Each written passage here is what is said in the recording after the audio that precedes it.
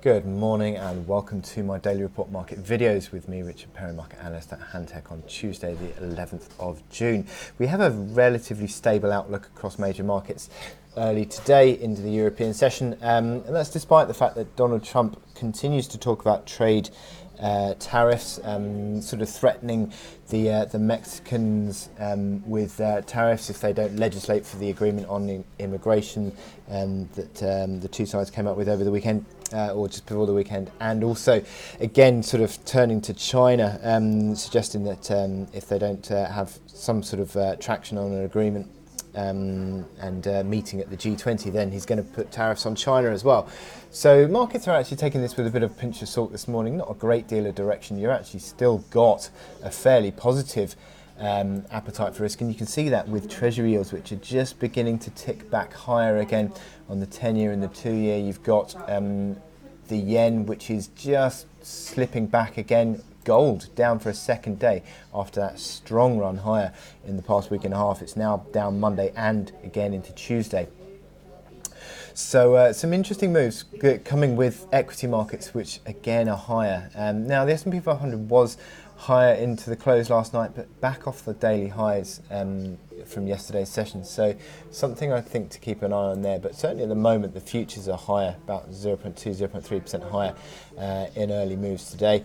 In terms of other markets, you've got the oil price, which is just stabilised after a bit of weakness that it had in yesterday's session. The oil price has ticked back a little bit higher.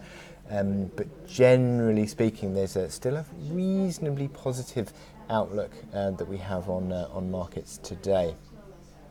Now, turning to data points, we've got UK unemployment numbers at 9:30 and US factor-gate inflation later.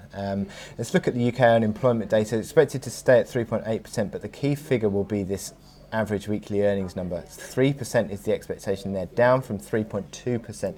And if I show you how the UK unemployment figures have been moving, the UK inflation numbers have been moving, you've got CPI, which is starting to tick higher, and wages, which are starting to tick lower. So that will squeeze real wages, and that's not necessarily positive for the consumer in the UK. Now, into the afternoon, we're looking out for US PPI, which is factor-gate inflation, expected to, on a headline basis, PPI is expected to drop back to 2%, and core expected to back 2.3%. So any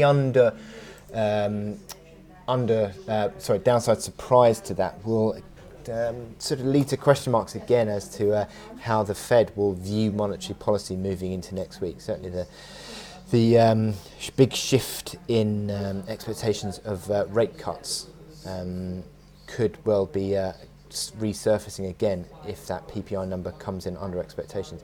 Now, my chart of the day is Euro Sterling, which we have seen a huge rally in the past 5 or 6 weeks, and it's now moved away from this pivot at 88.40. Which sort of dates back almost a year as being an interesting pivot point. Initially resistance through May, broke out in early June, and now is a basis of support, but is now moving up to the next pivot line, 89.40. So is this the point at which we're going to start to see Euro Sterling consolidating again? But if you look at the momentum indicators, they are still pretty strong, aren't they? RSI 74, 75. It'd be interesting to see if that is again a level at which the RSI starts to peter out a bit. It has done in the last couple of bull runs higher. A little bit of a 2-day consolidation, and again 2-day consolidation, 3-day consolidation back in early June. So could this start to be a point at which 89.40 kicks in as an area of consolidation and resistance? You've still got a pretty strong outlook, which would suggest the trend is still your friend on Euro Sterling, and it's going to continue to run higher, and a decisive close through 89.40 would then pretty much reopen the highs again, above 90 big figure.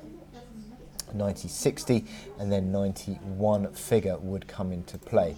But you can see this breakout above 89 figure in the last day or so.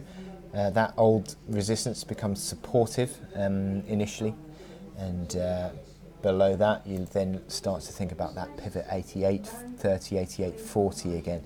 So some positive moves at the moment, but is this the point at which we're going to start to see a bit of a near-term consolidation on euro sterling? You could point towards a key 1 hour reversal, bear reversal there on the hourly chart, which coincides with this stochastic sell signal, and the RSI and MACD line is just slipping back a bit. So it could come into play as a bit of a consolidation. You could see the market sort of drifting back again, as we have done previously. But it'll be interesting to see this one, how it plays out. But I will wish you good luck in your trading today on euro sterling and other markets, and I will speak to you later.